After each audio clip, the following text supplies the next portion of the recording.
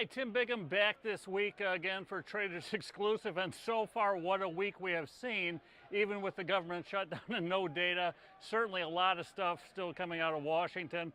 We won't say what that stuff mostly is, but certainly moving the markets as well. We saw a big sell-off on not only the concerns on funding, but also on ultimately the debt ceiling, with some perhaps a resolution being cobbled together today with a massive rally. So we're still kind of stuck right in the middle of that trading range I've been alluded to, seems like forever here, 1710 to the upside on the S&P, that kind of 1625 to the downside now. We made a run towards it yesterday, held, rallied off the lows, and then continued today. So the VIX implied volatility, which was trading above 20, getting hammered today on the rally. So I think we're kind of where we should be going in on valuations, although I really do like still the term structure of volatility here. I like selling the weeklies that expire tomorrow on stocks like Apple, the 485 puts, and then hedging by buying some 480 puts for next week. Just like that implied vol differential, even though vol has come in here, that term structure is still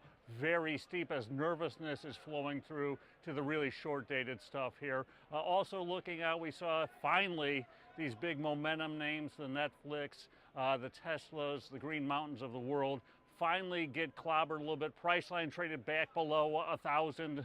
So I think now that we have the highs in place on those stocks, I'm looking at those old highs and selling out of the money call spreads just above those old highs. I think the fact that margin was raised across the board by some of the bigger brokerage firms on these names will staunch that momentum, and the fact that they finally have had their comeuppance, I think it will be difficult for them to pierce through to new highs. So given the fact they've retraced about 2/3 of their losses from yesterday, I like selling on the money call spreads here. Netflix, the 330, 340 call spread out in November.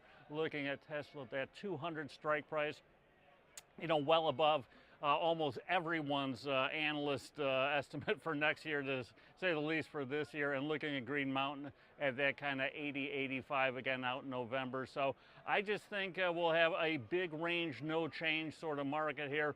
Some intraday and intraday volatility will be here for a long while, to say the least. We are into earnings season as well, although lately valuations and earnings don't seem to matter. But remember, we're trading fairly rich on a PE multiple basis here. Even if you believe that we're going to hit about 110 on next year's estimates, we're trading up around 16 times, which is not a cheap market, to say the least. And with bond yields being artificially suppressed, that argument, hey, you got nowhere else to go, I don't think makes a lot of sense, especially if you're anything but a short-term investor. So until next week, this is Tim Biggam. As always, keep those position sizes in place and those stops going. Take care.